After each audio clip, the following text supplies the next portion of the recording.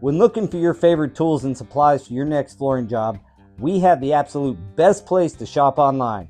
Head on over to shagtools.com, the pro's choice for everything from cutters, adhesives, knee pads, shower systems, and more. Shag Tools carries all the premium brands you know and trust.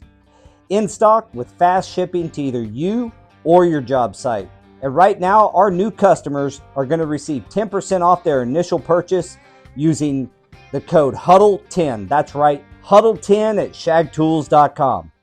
Welcome back to the Huddle, the #1 podcast in flooring. We are here every week to help you guys gain forward progress in your career.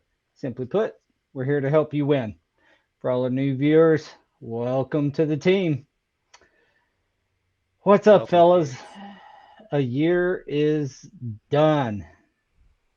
I know, it's like we just started this year yesterday and now it's already done. I feel like we did this not too many weeks ago, and it's been a year. So today we're just doing a year in review. Today's sponsors are LiveSwitch, and a quick plug for LiveSwitch. They are, we're starting to use their software, and it's pretty freaking cool. You should check it out. Costs you nothing to go check it out, so go check it out and see if it can do some wonders for your quoting and for your business, particularly in the installation world. Tracking, it's got all kinds of cool stuff in there. And of course, the TradeTap Verified Trade Index, the VTI, our other sponsor for the day. Just quick update on that. We're right on schedule to go live at the first of the year, so we'll be opening back up signups to the platform. It's not really closed, but because we're transitioning over to TradeTap and the hammer rating is gone, it's now the VTI. We've kind of slowed that down, so be ready. Right after the first year, we're going to get busy, folks. It's going to be awesome. And that is it for our sponsors today. And we are just doing some fun stuff today. We're going to look back on some of our favorite episodes, maybe not episodes, but I kind of boiled it down to favorite conversations. Even some of that is a whole episode. I've got a lot of little conversations throughout the year that I've enjoyed. What about you there, Mr. Jose? There's always a lot of conversations I enjoy, right?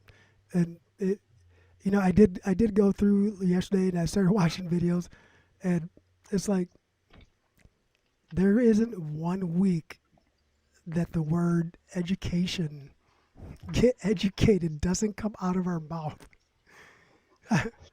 Education and training, baby. Yes, I was like, man, we probably should have just did that. Like, who said it more? You know what I mean? And just tallied that up. But yeah, anytime you learn something is a highlight.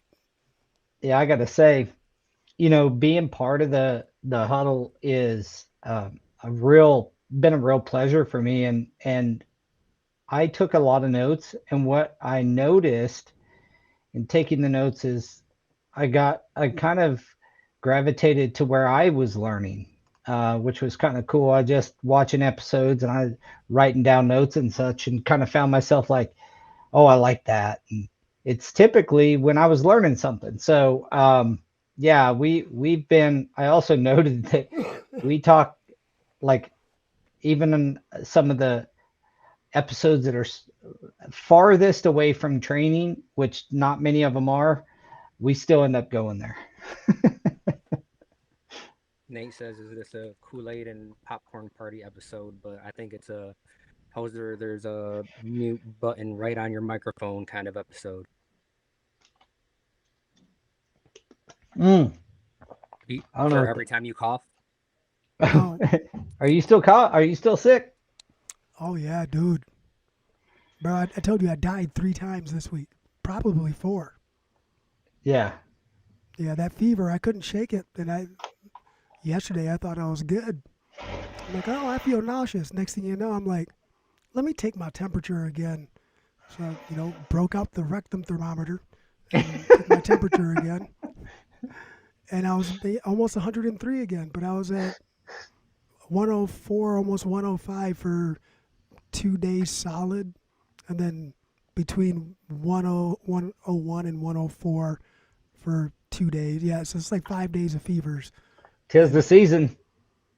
yeah, I Yeah, that's everyone over here in Michigan I right now. am Robitussin, cough drop, and whatever else I could put in there right now. That's what I You got got on it me. all.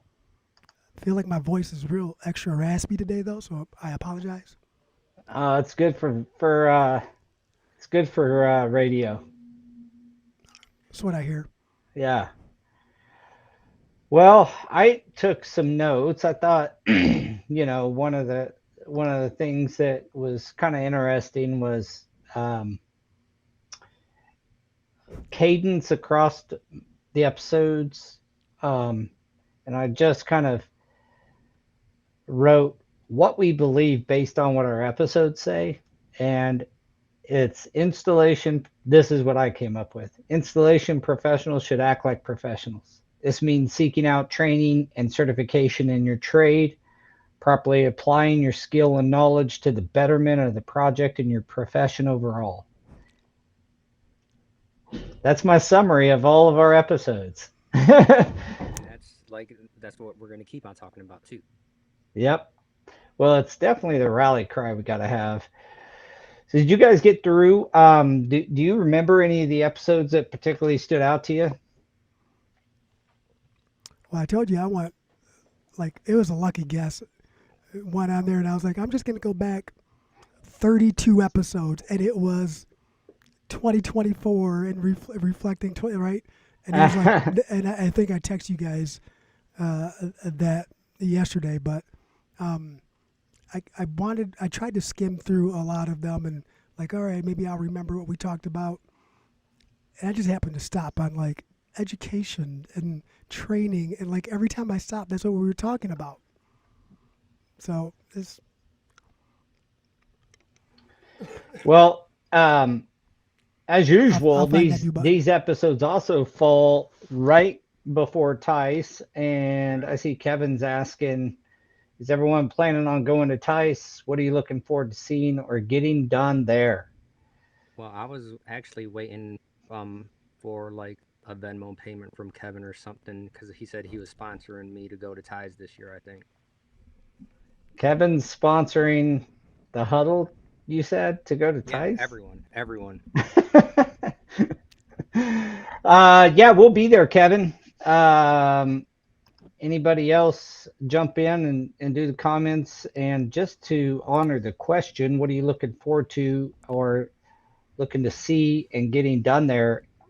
We're launching um, the training hub portion of TradeTap, and we launch with CFI, and so we'll be there with the training hub on the computer, ready to sign up installers for trainings that are on there, and show how the platform works and how easy it is. So we're excited about that, and just getting around and getting. It's the one time a year you can kind of hit a lot of people that you don't get to see all the time. You only see them once, maybe twice a year at trade shows. We talk a lot. We may get video time or different things like that. But uh, Mr. Jorge is joining the stream.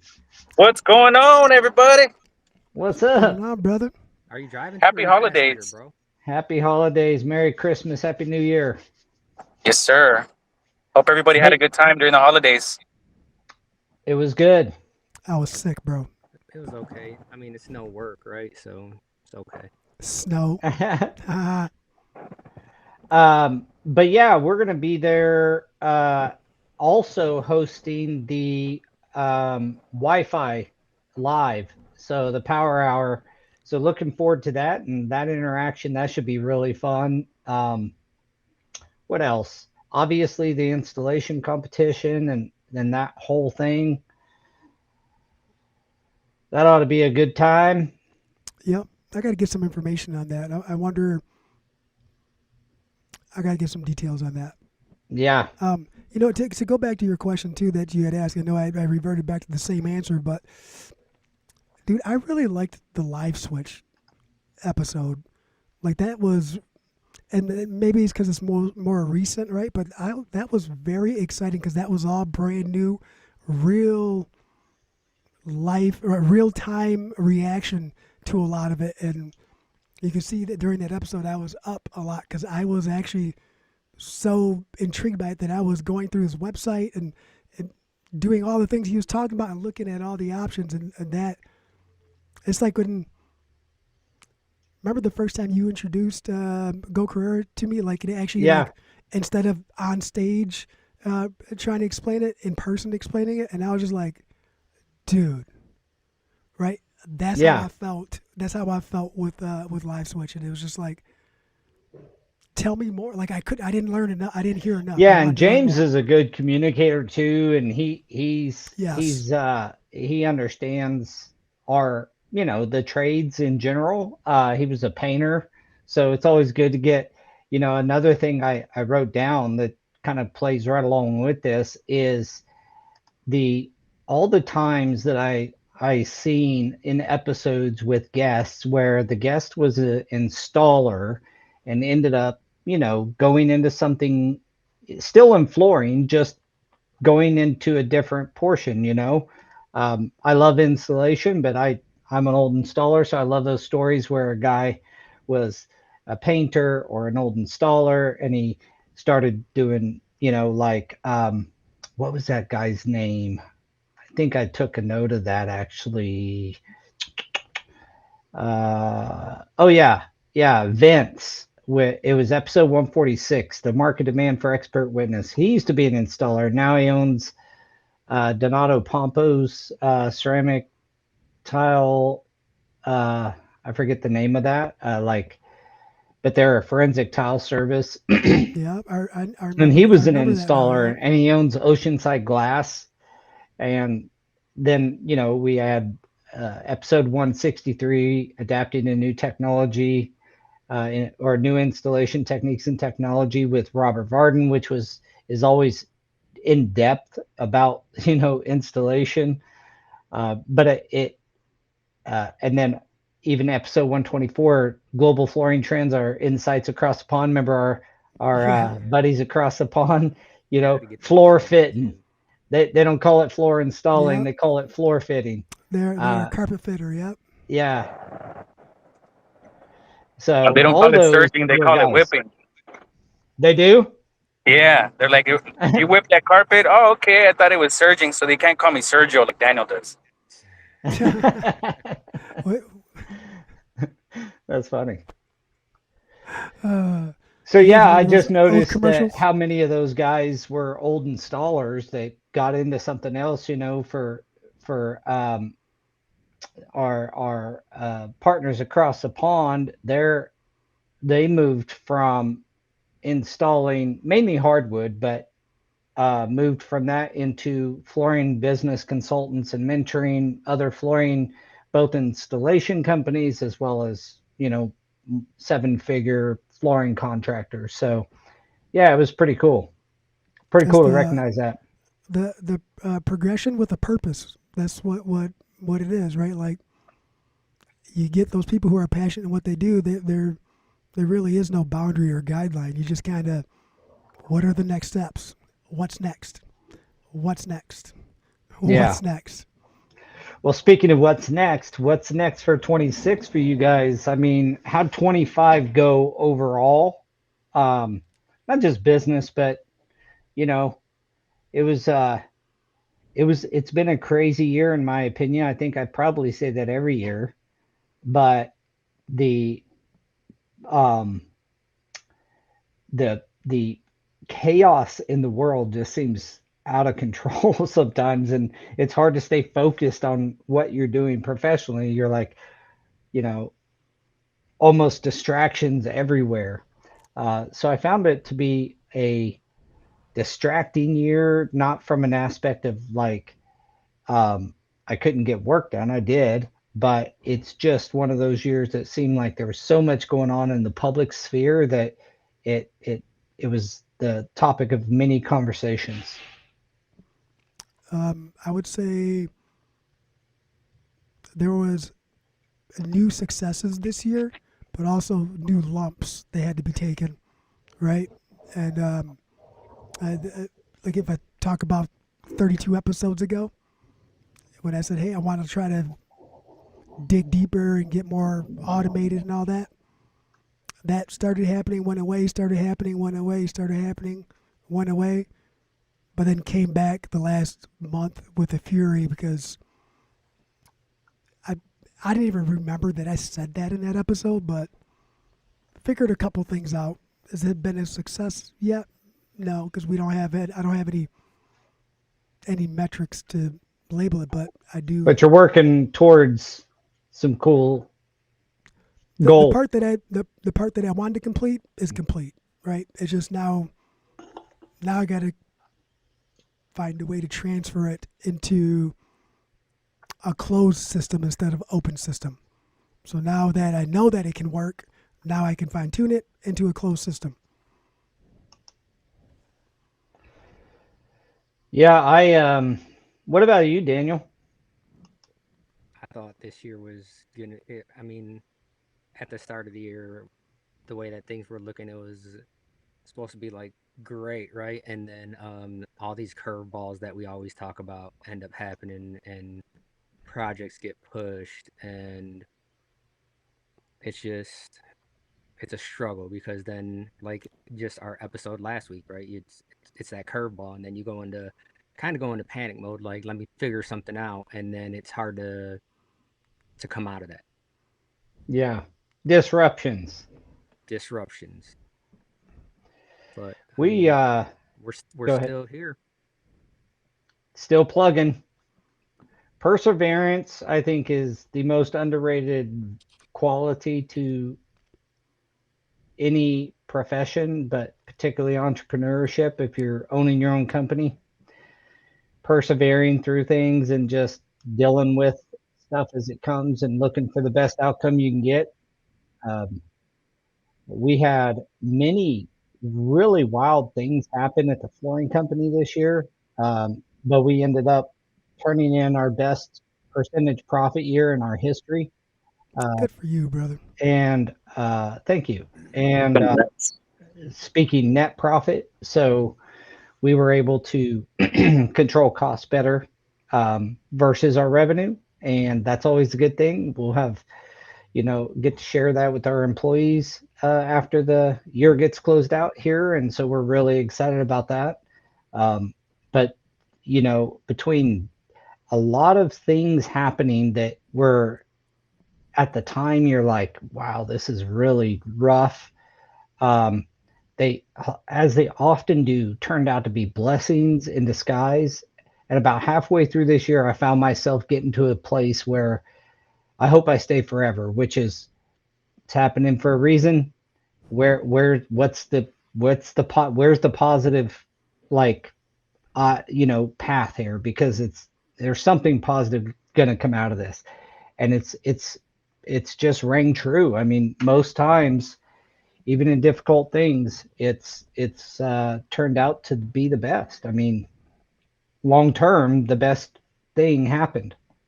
And yeah, we had some great struggles, but really good victories, and we turned the year in a position that we really wanted to. So a lot of goals were hit, and now next steps Good. are like, you know, preparing the company right now. Uh, we're kind of preparing the company for growth, revenue growth, but we want to maintain our profit that we figured out how to make. um, and so that's a new challenge. Can we grow and stay profitable? We proved that we could get profitable in a significant way. It's not. I mean, we've only had 2 years of not being profitable. Well, three in 25 years. So, like, we've got a good track record. But the two of those years are pretty close to now. and so they stick in your memory. Like, I don't want to go back there.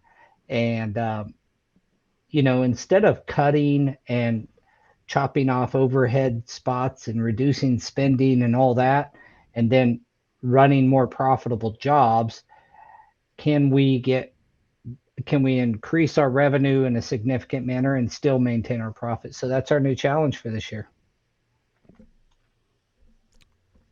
Right people, right seats. Right. Uh, Doyle asked if finding quality laborers is still an issue for everyone. And I think if you talk to anyone in any market right now, they will say yes. Because it's just like what we talk about here. It's not finding the laborers, that's the hard part. It's finding the qualified people. Yeah, I'm not sure if Doyle's speaking specifically for helpers kind of position or apprentices or greenhorns, whatever you want to refer to, new blood in the industry, or you know that is what, if that's what he's referring to as laborers, or if he's just referring to like installers in general, quality installers. But you know, I think that is a problem that is a I think we've been screaming about it, and I don't say we as the huddle, I just mean the industry's been screaming about it for 10 years. And um, there's finally seems to be some good stuff going on over the last couple of years, but it takes time for a Yes. problem that big to get solved. But I think 26 could be a pretty standout year for he clarified laborers and new blood. I think it could be a pretty standout year because there is a lot of activity in that the college programs and the different programs that are being done through the FCEF. Um, Mark Farnsworth has some stuff moving with multiple different colleges. All the training entities are working on this as well. And then it's getting the access to the community that hires them. So Jumpstart is one of our features in TradeTap that will give you direct access to the new blood, new laborers, and you'll be able to look up guys by geographic and geography and the discipline that they got trained in. Um, that is pretty live, but it's been live, but we are redesigning that as well, and it goes live soon after the first year. And that'll be hopefully a really good resource for people just to log on. It costs next to nothing, $99 for a year. And every installer could have access to new blood coming in as they finish these introductory courses. So anyway, kind of a plug there at the same time as stating that obviously we didn't price the thing to like be a profitable thing. What it is just trying to cover the technology costs for it, and that's it. We just want the guys to get hired. We feel like that is the key to making sure that the training entities and everybody really that flywheel starts turning, is getting the new guys hired. Like, all these programs are great, but if we can't get you a job, then that's a And what's problem. the point, right? Right. Well, and not only that, like, and also I'm gonna go build off of what he like young blood, newbies, greenhorns, whatever. What are we doing to attract the next generation too? Like, when I came into the industry, there were so many hungry people trying to get out of a living situation, trying to break cycles, that it was like people were willing to try flooring. They were willing to try it for 2 years, 3 years. Now people are only willing to try if the bait is juicy enough. And not only that, is once they start, if they do get into it, now it's not the bait. Now the plates have to be overflowing with abundance of what they love to eat, right? So, Got to try to make it abundant, try to make it sexy, got to make it nice, we got to figure out a way to package it to help our industry thrive in five. Well, and I wanna feed off of that real quick, and I mean go along with that with Jose's saying, and it's true. You gotta entice these guys to want to come and do this job because it's in some of the trades, like doing carpet, for example, it's super hard labor.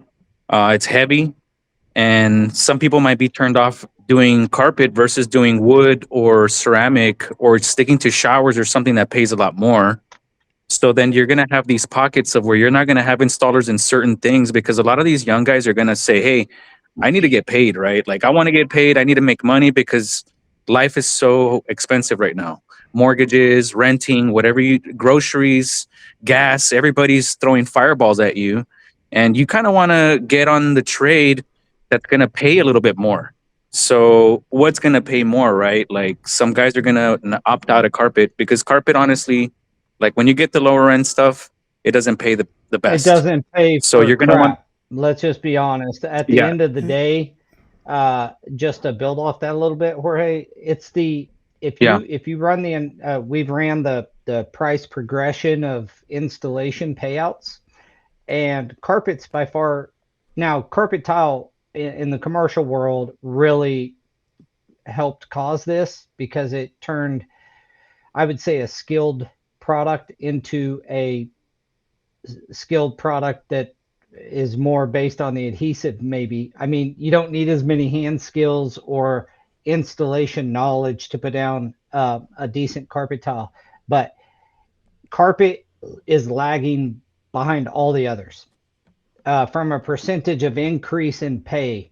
Now you get into the technical products and it's keeping up. Your flat weaves and your wools, your woven products. It's easier for those, right? Because even the people that are buying the stuff online, the websites that they're buying from was like, if you're going to buy from us, we want to know who the installer is. And they'll send them to the NFIC website, to CFI website. So, I mean, it's progress, right? That's what we need. We need more people to be like that. If you want this product, let me know. You got to use someone from this list that I'm giving you. And Yeah, when PJ was doing that, he really put us on the list. And out of the CFI website and out of the NFIC website, before they merged on together, I got more calls from NFIC and manufacturers from around the nation that were like, "Hey, we heard that you're on this list and you're the guy in your area that's doing this." From CFI, it was a little bit different. I'd get a call like once every 2-3 years, but NFIC was the one that they had us on a list. And doing those types of materials, it's a little bit different. You gotta really put a lot of care into it. Yeah, So Doyle does. Oh, my bad. Go ahead. I'll say I have an idea, you guys. What if, to start attracting the next generation, we start offering Robux as a 90-day incentive? Because our kids are all on Roblox right now. Doyle says, how do we create feeder programs for the classes like the FCEF and all the stuff that's going on in the colleges?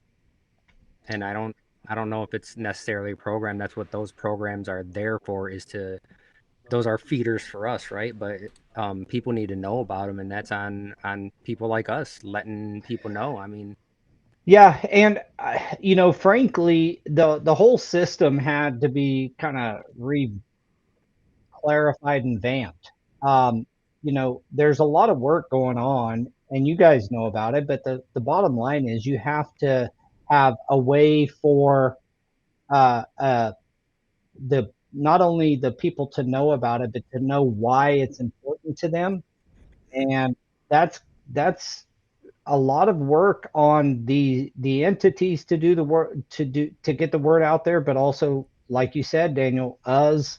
It really, it's one of Trade Tap's core missions is to get people hired, get people. Well, if people start getting hired, that's the why. That's the, oh, I actually get a job when I go to this. If these programs are able to say, hey, we have an 85% placement rate or a 92% placement rate, and then they can the market against that, well, then that's telling people who are looking to get into the trades that if I go through this program, I'm going to get a job. Well, why are they going through the program? To get a doggone job. So we got to leverage proof, I think, is one of the big things. And then I think it goes right into this next comment by Yeah. I was just you know, reading that one. he says, just talked with a company last week about them not being able to attract good installers, but they want to pay them like it's 1995. Can't understand why these companies are not willing to pay realistic wages. How do we change that? Everything keeps going up except the price of installation.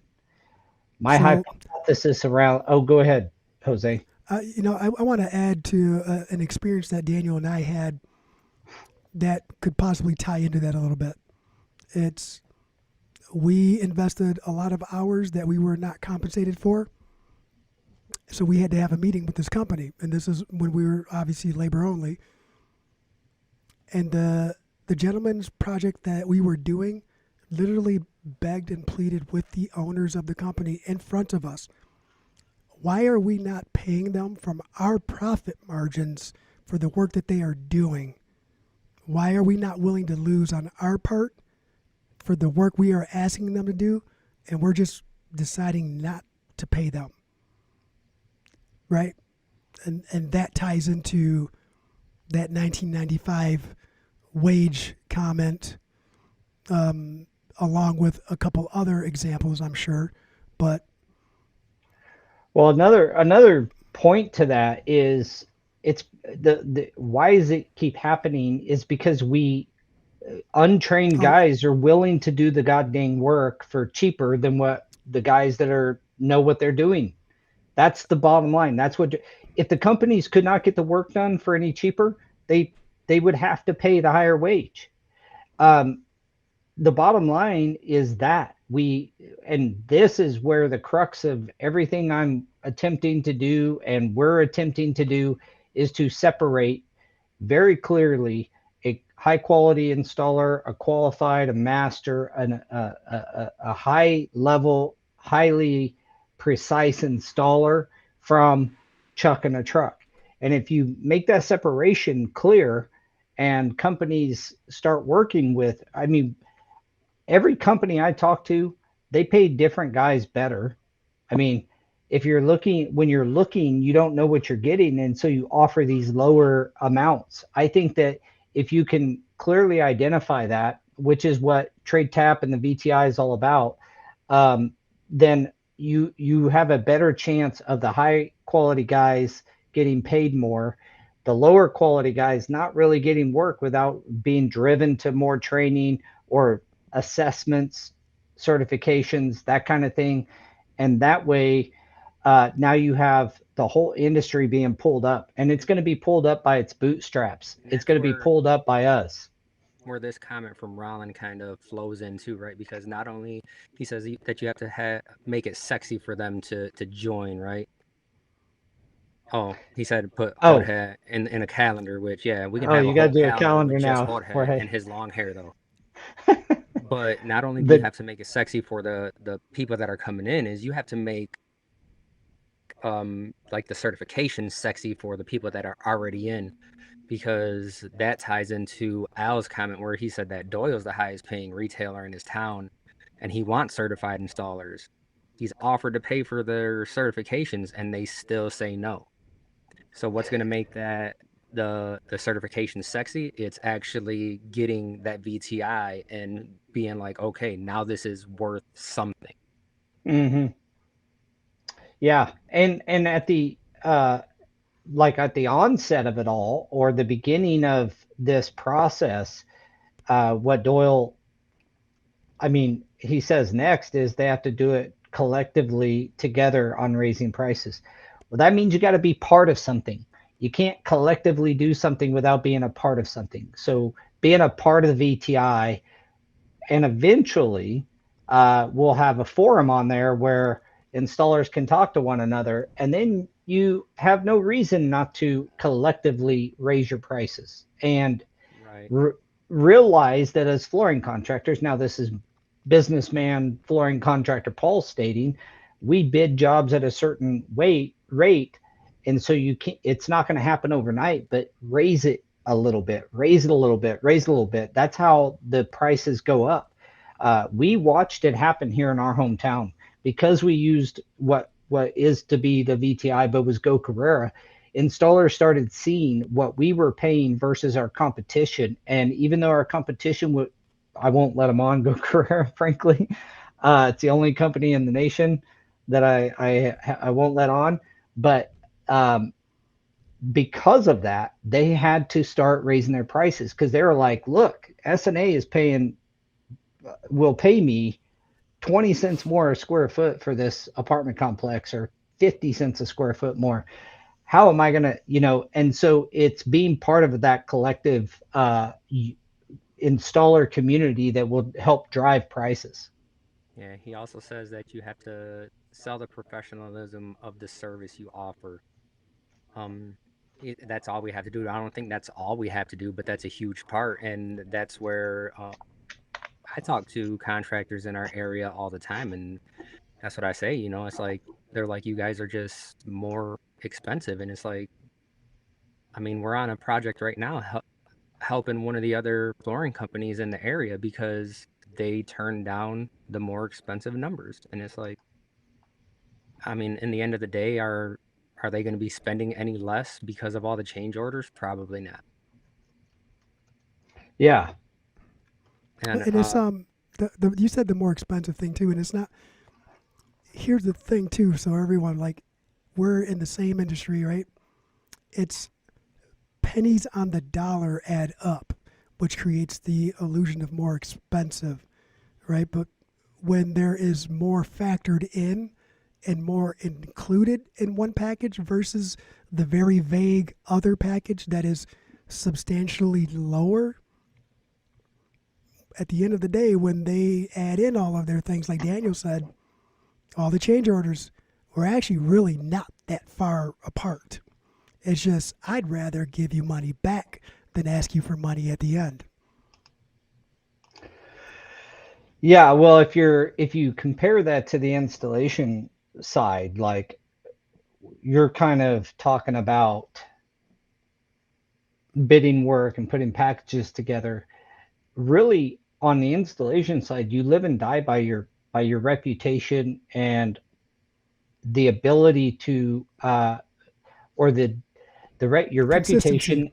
Yeah, but also the ability of the homeowner to kind of check that, right? So if you have a great reputation and you market yourself well, then 70%, the studies show 70% of the people will pay you more because they trust you, they know you, and they know your reputation. That's the crux of it all. The problem that I have had and that I have seen is that there's some installers who are grossly undereducated and grossly undertrained that talk really well, and they're able to make you believe that. And I'm ashamed to say, as an installer myself, I've been fooled many times on this over the past 25 years. And then we do the most insane thing in flooring, and we all do it, is we try somebody out, and so we're effectively putting our customer in this position to find out if this guy's any good. Well, if we know they're good because of the verified trade index, then we're more able to assess that installer and make sure that the right installers on the right job. um, yeah, and that can only increase pay.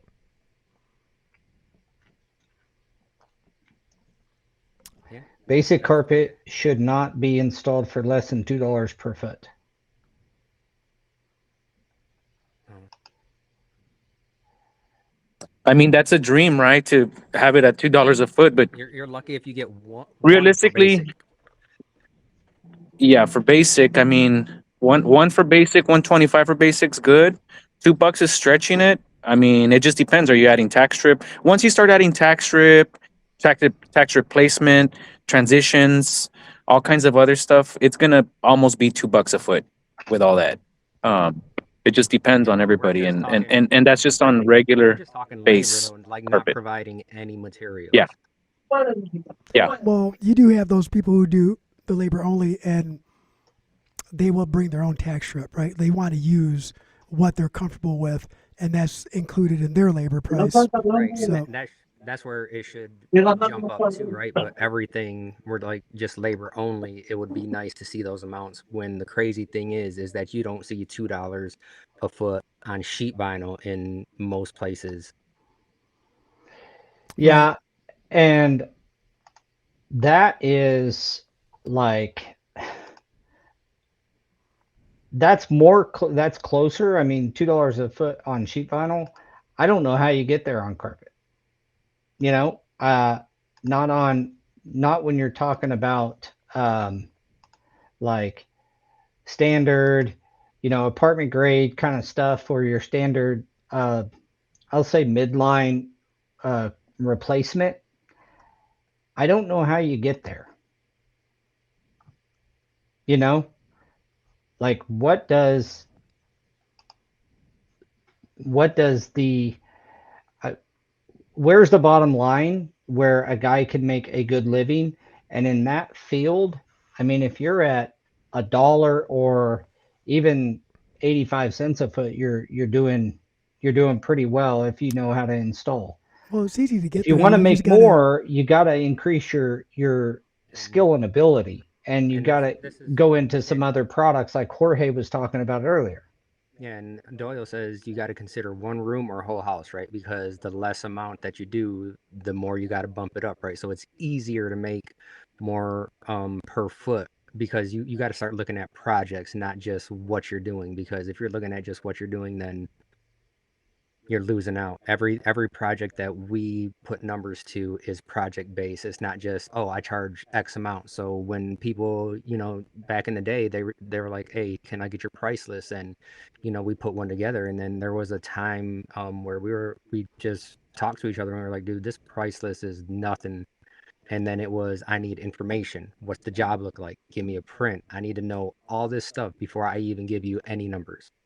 Right, because I use a corridor for an example. If we're doing a corridor at a retirement home of a VCT at night, and every 4 feet there's a doorway, an alcove and a doorway, and right, and all these returns, and now I'm doing that, and there's 500 square feet a night, no big deal as long as we make this much money a night. But now I have all that extra work that requires more hand skills, more time. It makes it more difficult to be profitable at a set number. Like now I got to figure out my hours divided into the time I'm going to spend because this is a little bit more than just your standard square 500 square foot room. That's a square a box with a door, right? Like, Right. so, He says you got to have a Well, minimum and a footage price. All yeah. right, So what's here Kevin we go. say? Yeah, I can tell how I justify it. How our guys getting 250 a foot for LVP. Carpet takes far more tools and far more supplies, physical energy, and much more skill and experience. How do you get there with carpet? How can't you? And that's where I kind of want to fall back to salesmen, right? Because I don't know, are we focused on just talking about residential or commercial? Because I guess it doesn't matter. The salesperson that's selling it in most cases doesn't know what goes into the installation. They think that I'm selling carpet, this is what it costs to install it. They don't look at the half-inch pattern that's on it. They don't look at the tack strip or the double stick in most cases. They're just like, it's carpet, just go throw it in. And well, and the other variable of there's a lot more people in the I can install carpet bucket than there is in the I can install resilient bucket, right? If we're comparing it. So now I have 200 options to choose from versus 20 options, right? And out of that 200 and out of that 20, how many of them are consistent with workmanship, right? Now that you narrow it down, you still end up with way more options on the carpet side than you do the other bucket, and Well, that's where the some of salesperson. these I mean, I get Kevin's point, and this is Yes. this points more towards the residential side because if you're getting 250 a foot on commercial LVP, it's going to be a kind of a special condition or a wet set or something of that nature in a smaller area, at least in our area. But point taken. I mean, $1.25, $1.50 even in commercial, and you know, guys are, you know, I know we've got crews that just a guy and a helper are doing 4 or 5 thousand foot in a day on the right jobs, and they're doing very well under those circumstances. To state to kind of address Kevin's thing, I get where you're coming from, but just because it's harder work doesn't make it more valuable. The I mean, you see this with many industries. It's harder work to work on a uh, say a boat, or I don't know if that's a good example, but like certain motors than other motors. But the people who are the most skilled and doing the higher end, if you're working on a Tesla, you're making more than you do working at a mechanic shop changing oil. Let me just say that the tools and what makes it hard because of the weight and all of this stuff and the skill set, it doesn't mean the market's going to respond. I think that a lot of people still value shop carpet, or I shouldn't say still, but they value shop carpet. And if carpet gets too high, they were like, well, I'd just prefer hardwood, or I really wanted, you know, this other product, but I couldn't afford it. Carpets is still in the value zone until you're getting into the the stuff that Jorge does, the runners Right. and the surging and the Well, wools and the stuff like that. the carpet installer is such a broad term, right? Because when we look at carpet, we look at all the different types and variations of carpet. But when the public says carpet, they're including It's just all the carpet. different types and variations of the carpet. So maybe creating separation, Or public even separation. Here's another thing. Well, here's another thing. Sorry to No, you're fine, bro. cut you off That's what there. it's about. Uh, Cutter offer. People do LVP, LVT, hardwood, and tile, and they might think, well, I'm going to save some money because if carpet's going to cost this much to do, I'll do that other surface. But then what starts to happen is when you're on a second story or when the floor starts getting too cold on the first floor, guess what they do? They're going to buy rugs or they're going to buy something else to cover those areas. A lot of people do that all the time. It's like people do beautiful wood work on staircases, and then here comes Jorge covering it up with a staircase runner because now the kids are running down or the dog slips, and it's better to put a staircase runner on it than broken leg or a hurt dog, and now you got to go spend all this money at the hospital, which happens a lot. Yeah. No, I'm not saying LVP is more valuable than carpet uh, at all. I'm not even saying that. I'm not even arguing with your point, Kevin, that it's more skilled by far. I believe that. Um, what I'm saying is that because people value shop carpet, I'm not saying the installer. I'm saying the people, if they have a budget for their house and carpet costs, you know, XYZ a foot, let's say 12 bucks, $10 a foot, right? That's going to be an expensive carpet. Well, for about the same price, you can get a hardwood or you can get something else. I'm saying that they value shop carpet.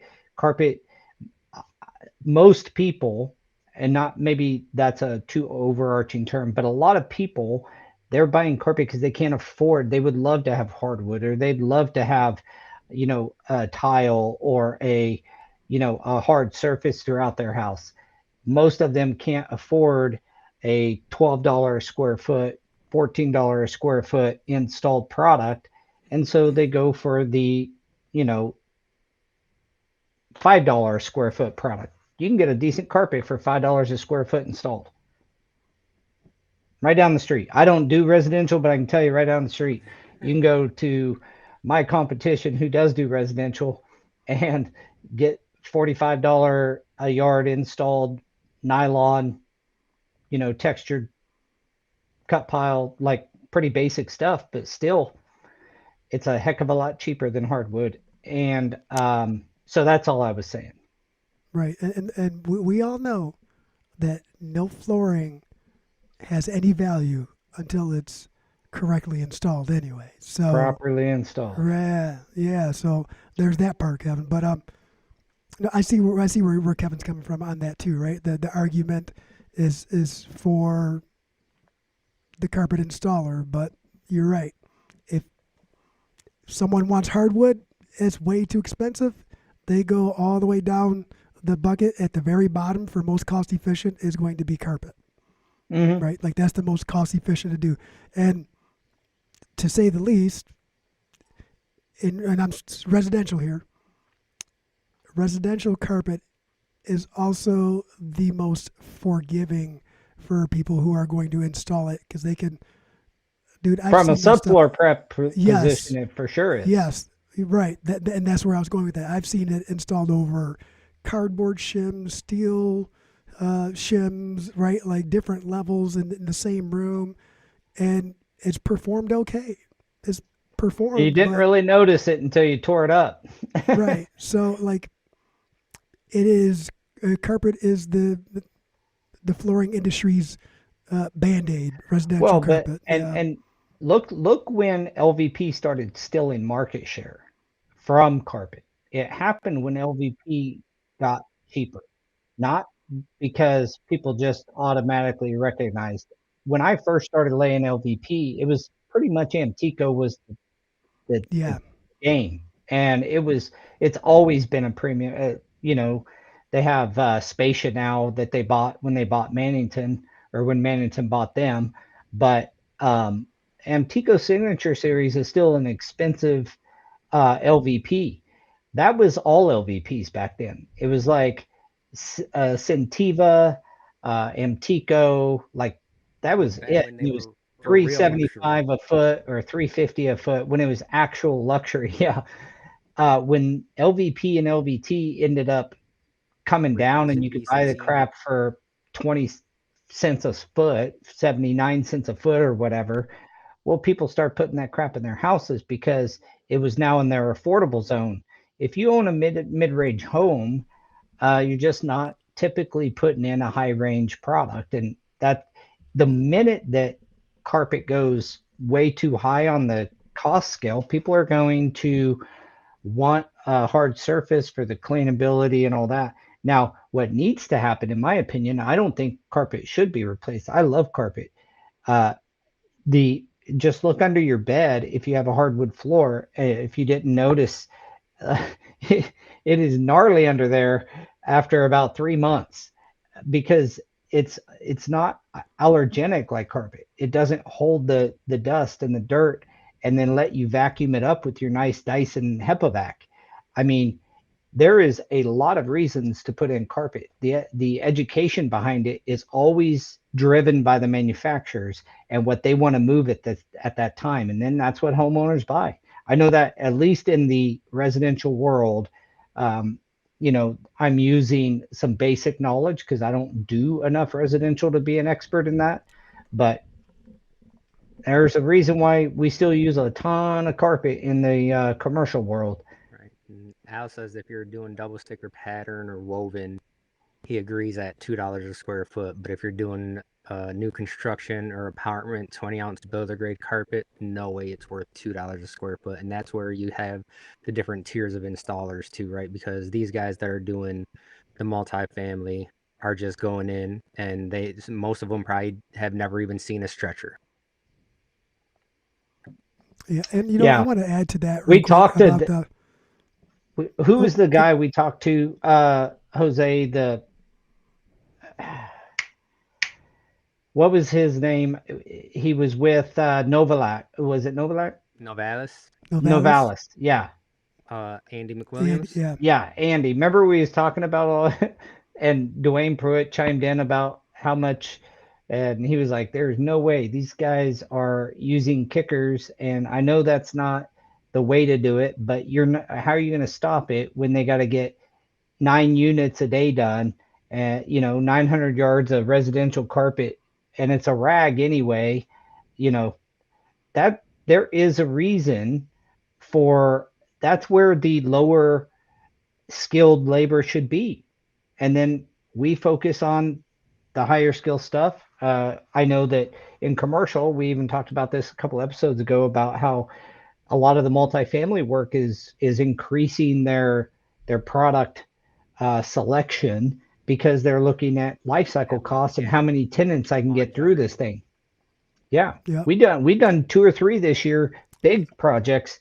There was a 20 mil, 5 millimeter, like nice LVP. So So Doyle says, and this kind of goes with what Kevin is saying, is not necessarily the labor aspect, but the numbers game, right? And why the hard surface is getting pushed more is because what they sell is driven by manufacturers' advertising. So what are they marketing yep, at that moment? yeah, that's what we talked about just a few seconds ago. I mean, we know that there's a need for carpet, and carpet can't should not be replaced. I mean, but the bottom line is what's being the pushed the most.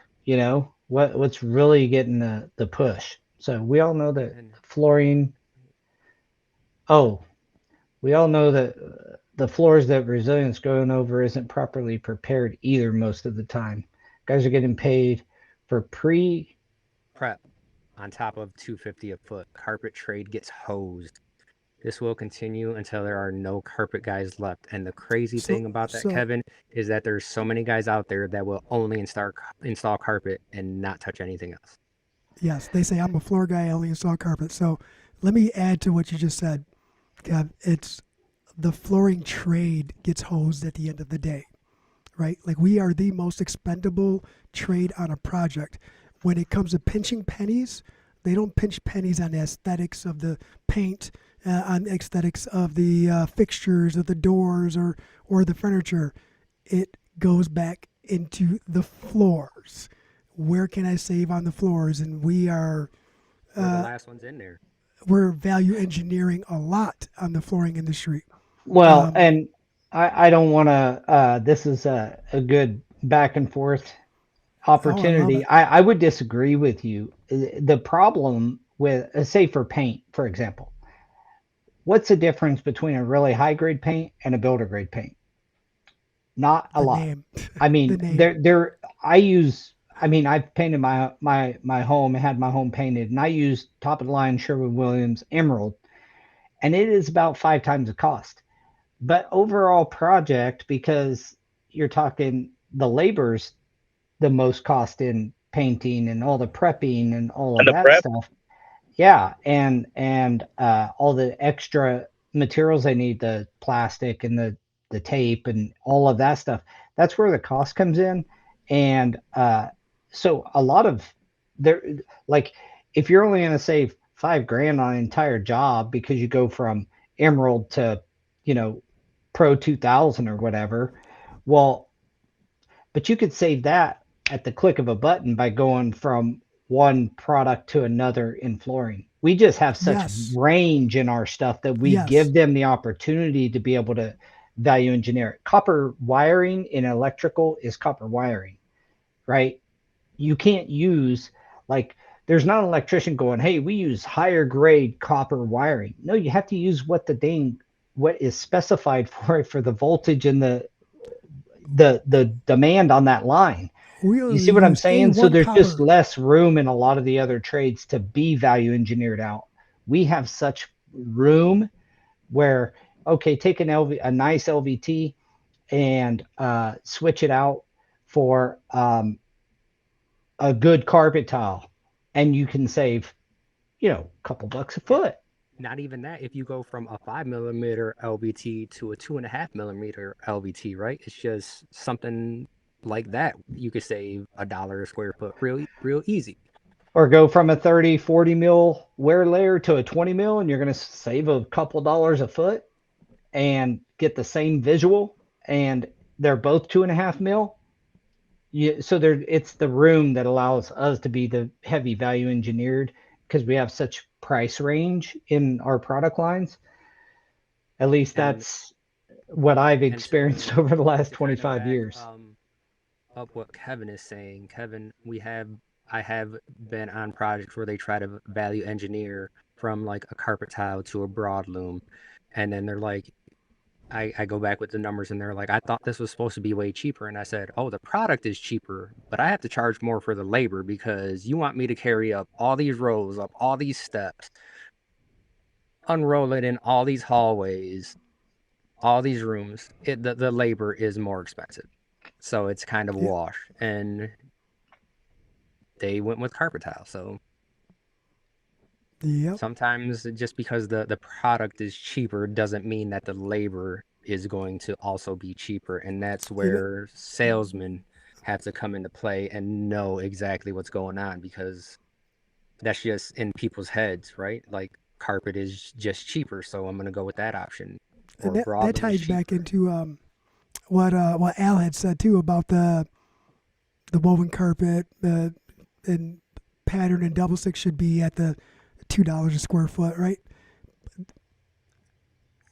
There when there's Yeah, a yeah, lot of you're doing moving double work. parts, yeah, when there's a lot of moving parts, and the installer is it should be a requirement, but the installer must understand the science behind all those moving parts.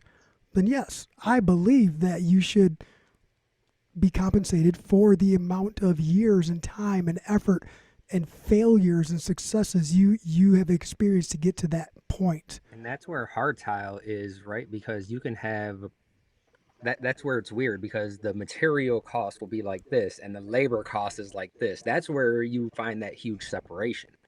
Well, that's because El Presidente helped write the damn book. Oh, you talking the the the Inside joke. the the whole tile world is a whole different beast Oh because yeah. you can get like Much respect, by the way, for large creating panel that separation, you guys.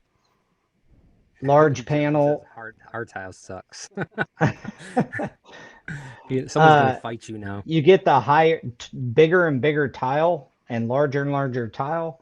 I don't know, the tile world and the price resilience for it is pretty should be studied. Like, did carpet follow the same path as they started coming out with more and more difficult um patterns and looks?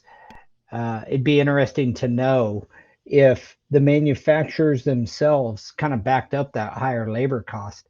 I mean, I know, like, when our reps sell something that's 24 by 48 and bigger, anytime they're selling that to a architect, they tell the architect straight up, like, they're always telling them this is going to increase your labor cost. Like, so just so you know. And the big slab, gauge porcelain panels, I mean, that stuff's 15, $18 a square foot as it is. Well, yeah, And it's like a sheet vinyl, right? You get one cut, man, and then that you whole break panel's one, done. baby. You One break one. time, first try. And Yeah, so the they're like, installation, because of the why do you gotta, risk, why do you have to should be have up so there. much extra square footage? Why does it cost so much? It's like because this panel is like 40 square feet. Yeah, you Well, you can't got to cut look at it off like this. you can't use the 3 foot that's left off of that thing. I mean, we've done massive panels. Well, I think the biggest one is 5 foot by 10 foot panels, Ooh, you know, and you got to pay well. It's usually very, very labor intensive, and you got to have all the extra tools. Harkening back to what Kevin said, but I would tell installers, like, if you're having a problem, if a certain discipline is not paying you well and you're highly trained and you can command a higher price, but you're still not, it's still it's a product problem. Specialize, do something like what Jorge's doing, or get into one of the other products, diversify a little bit. We've talked about that on this podcast before. So Dolia says he wonders if manufacturers would offer rebate programs for installation for installers. And not necessarily like a rebate program, but I know Kevin over with Roberts, they were working on, you get an additional warranty if you use their products and you're certified. So there's avenues out there to where they are trying. Jeremy says he wishes employees would get a little extra for having to deal with all the extra steps or longer process.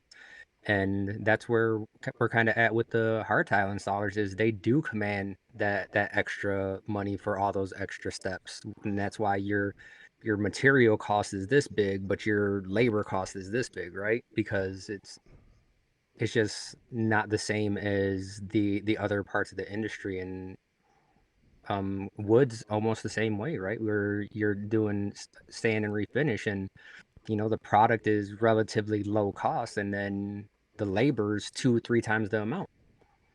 Yeah, same thing with epoxy floors Yeah, and like polished concrete. I mean, you don't have that much product. You got equipment and your tooling and The prep your work. labor. A- The and the epoxy knowledge. itself and the chips, not that expensive if you're doing a decorative epoxy, for example. But your grinder costed $35,000. Your The the vacuum. heads on the grinder, just your diamond and your discs. You 10 got to have grand. 3 sets for different things.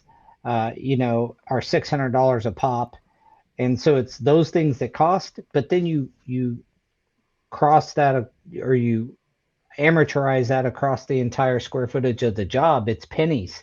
It's 30 cents a square foot or something like that. And then your densifier, if you're polishing concrete, for example, is like a quarter or less. It's all your time and effort put into running the machines back and forth, you know? So that's where there are some disparities. Carpet is typically cost obviously more than the labor. And it's it's that way in carpet. It's still that way in sheet vinyl. Um, you know, Sheet vinyl in the commercial world, you're going to pay anywhere from $28 to $48, maybe sometimes more, but let's just say $28 to $48 is the range for a decent commercial sheet vinyl. You're And a looking at good half of payout that. is at $2 a square foot. And that's a pretty standard. I would say on the high side. I have the luxury of seeing work orders across the nation through Go Careers, so I know that's a good wage in general. That's about what we pay. It just depends on the project, but and then plus weld and plus your flash coving per Yeah. lineal Plus foot. We break prep. it out that way when we pay. We don't pay like I don't know some exorbitant amount per yard, and it $32 a includes yard everything. includes everything. I hate Now that. we pay by the yard for the flat for the sheet vinyl, and then by the lineal foot for the cove cap and Flash metal coving. and Yep. flash coving, Yeah. and then by the lineal foot on weld rod. I look at it as separate steps, but that's my world. That's what I love to work on. That's what I love to install. Um, and they. I said this when we started this podcast that when I first started, we were being paid $7 and $8 a yard to install and 99. It's almost triple. I think 2 years ago, someone approached us and said, "Hey, they said that you guys were the best guys in town to do sheet vinyl. We have this job." They sent us a work order, and it was $6 a yard for sheet vinyl. I wouldn't do. I mean, that is I wouldn't do the estimate for $6 Hold a on. yard. that's about what is paid for like loose lay sheet vinyl in an apartment, $6 or $8 a yard. And that's because you just go cut it in really fast, just toss in your quarter round, and like there's nothing, no prep. That's how those And apartments are that's treated. right. And it's just the Like the turnover, Empire right? guy. Because the very next tenant that comes in, turn it over, do it all over again. Look, I hate to be the bearer of bad news, but you guys realize what time it is. Yeah. How about that? And we went off on a It's tangent. 5 o'clock We somewhere. didn't go off topic. We did exactly what we did in all the other No, episodes. it was a tangent, but it was a good tangent, right? It's a Yeah. good one to end the year on, I think. Well, I Well, the want to end bottom the line year. is the higher quality you can prove yourself to be and present yourself, and the more education and training you've absorbed and became better in any of these fields, you're going to get better. You're going to get better pricing. You're going to get better projects. The whole thing just works better if you are a professional. Um, I had some other episodes I was going to bring up, but we're out of time. We are out of time. So Spotify does a nice thing and gives us the wrap for the year, right? So when Spotify did this, this was the top episode, but now the top episode, let me see if I can get back to it real quick. It's not that anymore, but they didn't change it.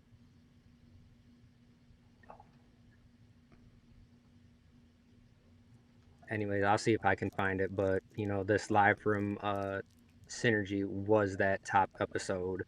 Yeah. And that was a good one. I wasn't That, there. Y'all were there. that you were there, just not all the I way wasn't there. there, but I was there, but I wasn't there. That was I think if we have no technology problems, then our Wi-Fi episode should be the best episode for viewership. It's bringing in a new audience. So I want to thank Wi-Fi for partnering with the Huddle to do Wi-Fi Power Hour Live at Tice. It's going to be a great show. We're stoked about it, and we are really looking forward to working with them people. Yeah. Top countries. Top All countries, right. we're worldwide, guys.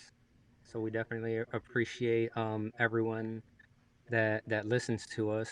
We are top podcast for 17 people on Spotify. Nice. Well, as we end the year, guys, I just want to say thank you to everybody who comes on every week, gets on YouTube, watches our channels, followed us on social. We're going to continue to do some more planning. We are still planning on coming out with our business stuff this next year. It's a grind for us to get the time to work on that. Honestly, we all own other companies as well. But yeah, after the first year, and I personally get Trade Tap launched and the VTI launch, so that we can get that all rolling. I'll have some more extra time to work on that with Daniel and Jose, and we do plan on still bringing that out next year and having one heck of a program for you. I can't thank you enough. It's been an honor to, work with you guys. And carpet guys are installing for, what do you say? Three to 350 a yard. Well, that's a travesty. Unless you're doing a freaking school size project with carpet tile, that's a travesty. So yeah, we got some things planned for the year, and we're definitely ready to bring you guys along for the ride. Our says that people listen to us for 80%, 86% longer than other shows. We receive more comments than 78% of other shows, and more shares than 80% of other shows. So thank you guys for Thank you, spreading everyone. the Yeah. word, Appreciate and that. please keep on doing that. I mean, without you guys, we'd be nothing. Like, seriously, thank you. Yeah, that's humbling. That's awesome, guys. Thank you so much for Yes. being here with us. We love you guys when you're on live, but we appreciate you going to the different podcasting sites and watching our content there. Let's keep it up. Let's collaborate, as this conversation had alluded to. Collaborate as a group of installers, and we can make some positive change. Let's get together. Yes, sir. Be a collective and make positive change in our industry. It's been clear we have to take the reins. You can't just say what needs done. We got to act. And, not to toot our horns, but that's what we're doing. We are acting and making positive steps as best as we see. And you guys give us great advice on this channel as well.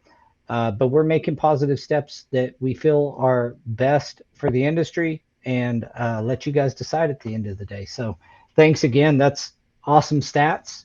That means we're, top 20% of the nation in some of this stuff, which is pretty encouraging. I did find the most listened to episode was ended up being implementing effective quality control measures. Love it. That's actually a Don't good talk episode. about it, be about it. I love it, Kevin.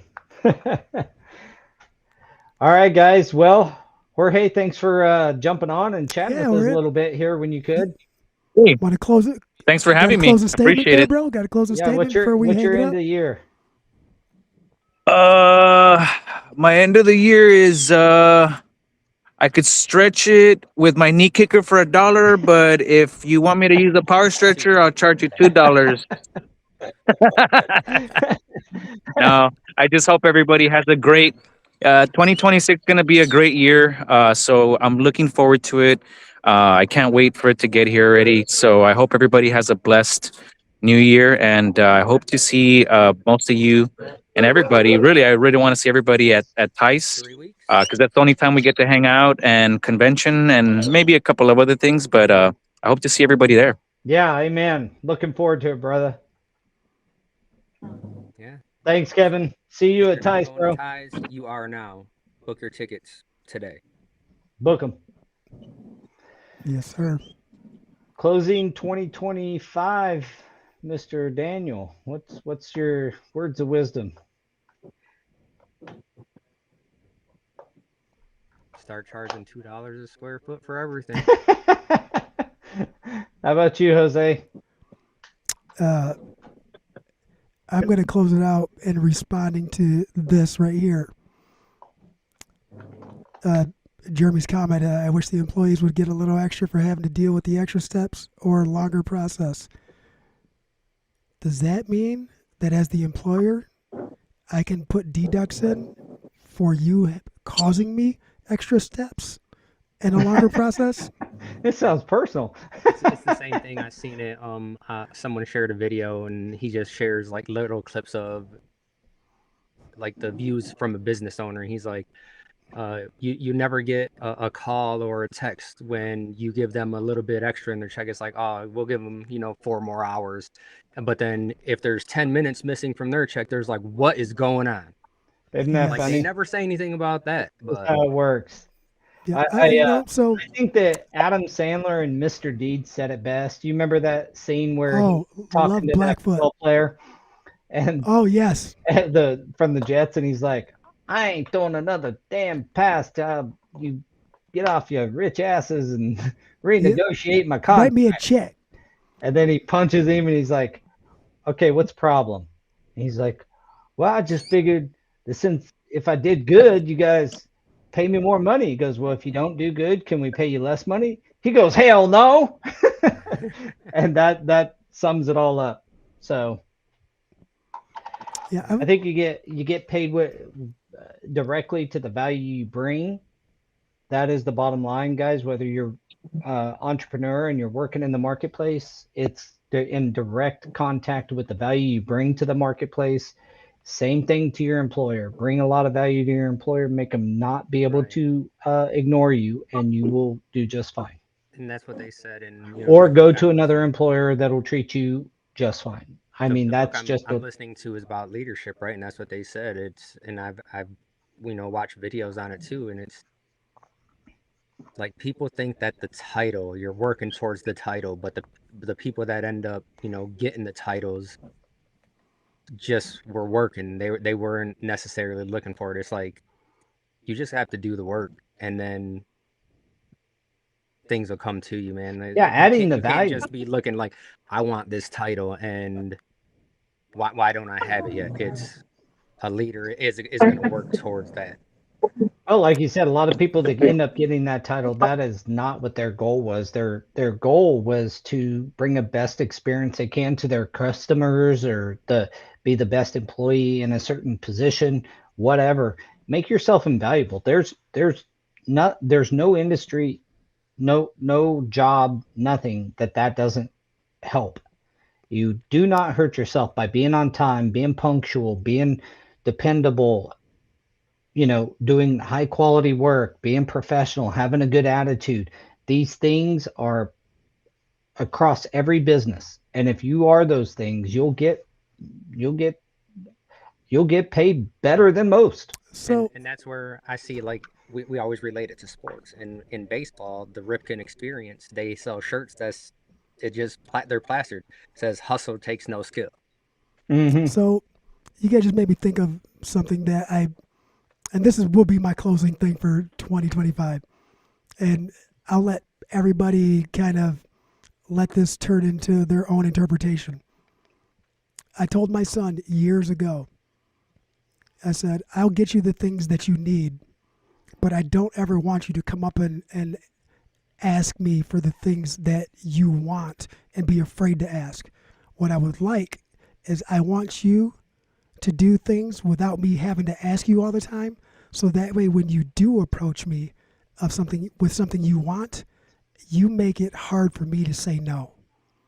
Make it hard for me to say no. Do you ever find that it's just one of those deals that you naturally want to do without them even asking sometimes? When they're It's, taking all the initiative in the world? yeah, well, you naturally want to do it because it's a reaction to effort, right? Like Mhm. you can't help anyone who doesn't want to help themselves. That old saying. And that's where that teaching came from with my son. And I'll be honest, my son is a little weird with his work ethic and what he is comfortable doing and what he knows how to do. I'll be honest, he's a little out there, right?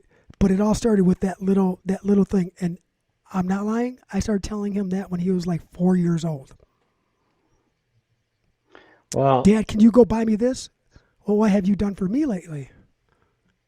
yeah, that's the thing. People, you got to show up every day, do the job, like Daniel said, like Jorge and Jose implied earlier as well. Do the work. What you're talking about is, perform. Get out there, perform, and like we're professionals, so let's act like it. Jorge, thank you so much for joining us, dude. I'm a little jealous of what you're doing right now. Very proud, Prost. very proud of you, brother. He's drinking au jus. Work hard, drink hard. Amen. All right, guys. Well, we're closing out the year at the Huddle. Wanted to thank again everybody for being along with us on this ride. We are the #1 podcast in flooring, no doubt about that. Don't forget to check out Live Switch and be ready after the first year. We're going to be promoting the VTI Heavy Duty. Everybody should get on that. Absolutely free for life, and there's a lot of perks. And we look forward to bringing that to the market. My 2025 is I'm looking forward to 2026 and building on 2025 momentum, taking some lessons and lumps that I learned and applying them in a positive manner and trying to, bring positivity, not in the, kumbaya kind of way, but like looking at positive through my leadership and through my actions, bringing positivity, not just my words. There you go. All right, guys. Man of action. See you guys Thank you, next year. everyone. See you next year. So stupid. Signing off. Had to say that.